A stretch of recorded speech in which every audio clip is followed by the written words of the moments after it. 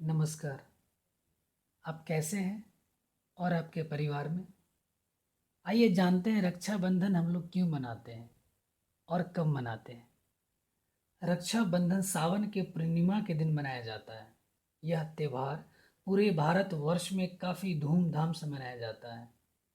रक्षाबंधन दो शब्दों के मिलने से बना हुआ है, रक्षा और बंधन, जिसका मतलब होता है एक ऐसा बंधन जो कि रक्षा प्रदान करता हो। रक्षाबंधन भाई बहनों के बीच मनाया जाने वाला पर्व है। इस दिन बहन अपने भाइयों को रक्षा धागा बांधती है और भाई अपने बहनों को जीवन भर उनकी रक्षा करने का वचन देते हैं। इस त्यौहार के दिन सभी भाई बहन एक साथ भगवान की पूजा आदि करके आशीर्वाद प्राप्त करते हैं। रक्षाबंधन संबंधित कुछ पौराणिक कथाएं जुड़ी हुई है जिनसे हमें प्रेरणा मिलती है। आइए जानते हैं इन पौराणिक कथाओं को। इंद्रदेव संबंधित, राजा बलि और माँ लक्ष्मी संबंधित, संतोषी माँ संबंधित, कृष्ण और द्रौपदी संबंधित, यम और यमुना संबंधित।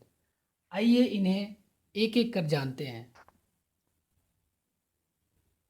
आइए जानते हैं कृष्ण और द्रौपदी संबंधित कहानी।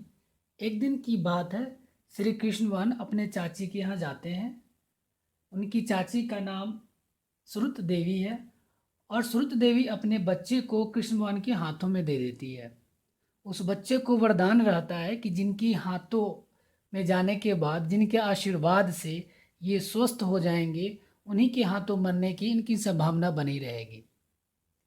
जब श्रुत देवी अपने बच्चे को श्री कृष्ण भगवान के हाथों में देती है, उसके बाद बच्चा स्वस्थ और सुंदर हो जाता है। यह देखकर श्रुत देवी तो खुश हो जाती है, पर मन में विचलित हो जाती है, ये बच्चा का मौत इन्हीं के हाथों होना होगा।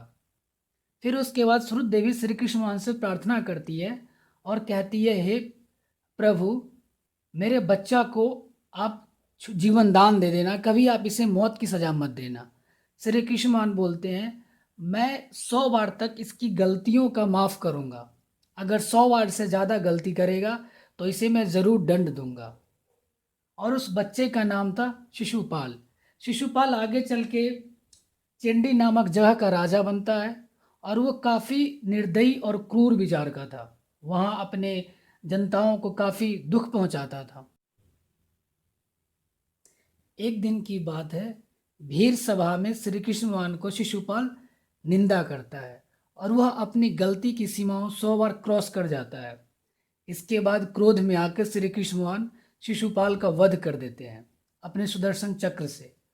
क्रोध में आने की वजह से उनकी उंगली में चोट लग जाती है और वहाँ पे उपस्थित द्रौपदी अपने साड़ी के कोड़ को फाड़ के और श्री कृष्ण भगवान की उंगली को बांध देती है, जिससे उनका खून का आना बंद हो जाता है। उस समय श्री कृष्ण भगवान कहते हैं, वर देते हैं द्रौपदी से, हे बहन, कभी भी तुम्हें ज़रूरत पड़ेगी तो मैं तुम्हारा दुख में साथ दूंगा। एक बार की बात है, भरी सभा में कौरवों ने द्रौपदी का चीरहरण कर रहा था और उस समय भगवान श्री कृष्ण आते हैं और द्रौपदी की रक्षा करते हैं और अपना दिया हुआ वर को पूरा करते हैं। इस पौराणिक कथा से हमें प्रेरणा मिलती है और हम लोग उस समय से लेके आज तक भाई बहन का यह महत्वपूर्ण त्यौहार रक्षाबंधन मनाते आ रहे हैं। आइए जानते हैं संतोषी माँ संबंधित कहानी।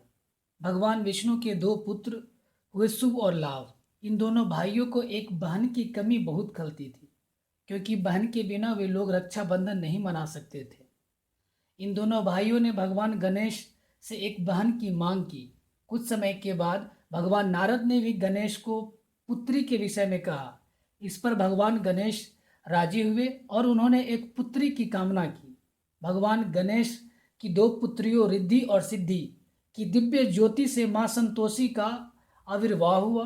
इसके बाद माँ संतोषी के साथ शुभ लाभ रक्षाबंधन मना सके।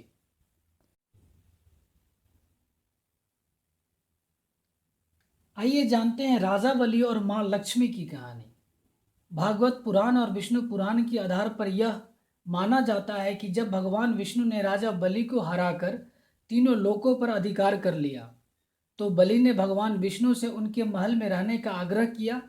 भगवान विष्णु इस आग्रह को मान गए।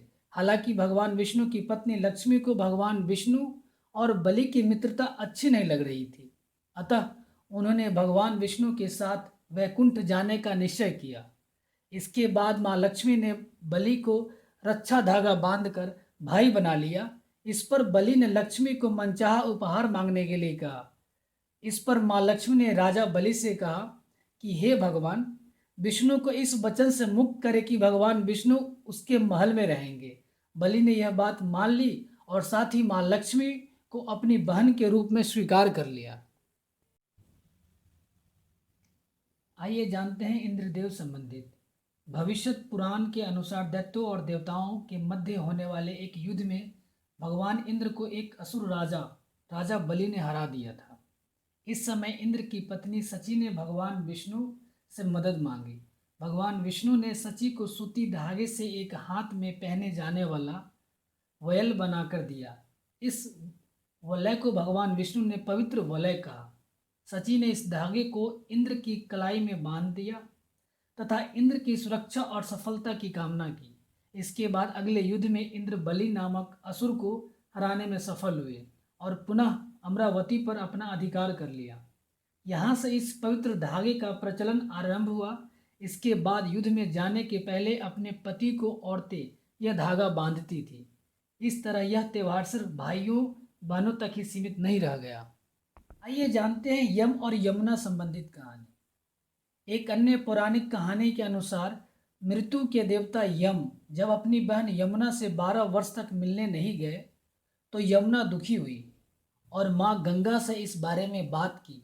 गंगा ने यह सूचना यम तक पहुंचाई कि यमुना उनकी प्रतीक्षा कर रही है। इस पर यम यमुना से मिलने आए। यम को देखकर यमुना बहुत खुश हुई और उनके लिए विभिन्न तरह के व्यंजन भी बनाई। यम को इससे बेहद खुशी हुई और उन्होंने यमुना से कहा कि वे मनचाहा वरदान मांग सकती है। इस पर यमुना ने उनसे ये वरदान मांगा कि यम जल्द पुनः अपनी बहन के पास आए। यम अपनी बहन के प्रेम और स्नेह से गदगद हो गए और यमुना को अमरत्व का वरदान दिया।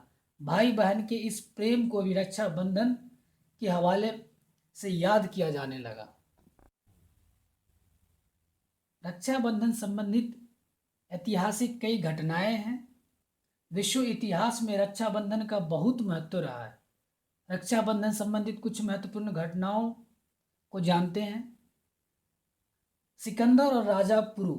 एक महान ऐतिहासिक घटना के अनुसार जब 326 ईसा पूर्व में सिकंदर ने भारत में प्रवेश किया, सिकंदर की पत्नी रोशानक ने राजा पोरस को एक राखी भेजी और उनसे सिकंदर पर जानलेवा हमला न करने का वचन लिया। परंपरा के अनुसार कैकेयी के राजा पोरस ने युद्ध भूमि में जब अपनी कलाई पर बंधी वह राखी देखी तो सिकंदर पर व्यक्तिगत हमले नहीं किए। 1905 का बंग भंग और रविंद्रनाथ टैगोर।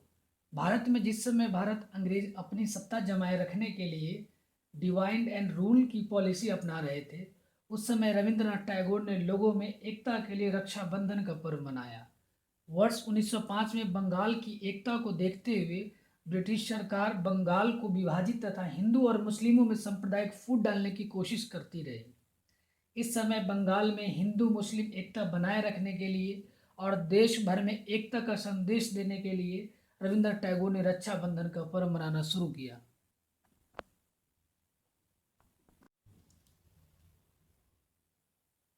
इसी तरह कई पौराणिक कथाएं रक्षाबंधन से जुड़ी हुई है और हमारे इतिहास में भी कई घटनाएं हैं जो हमें उनसे प्रेरणा मिलती है और उस समय से लेके अभी तक हम लोग रक्षाबंधन की यह महत्वपूर्ण पर्व मनाते आ रहे हैं। अगर यह वीडियो आपको अच्छा लगा तो लाइक और सब्सक्राइब ज़रूर करें। Thank you.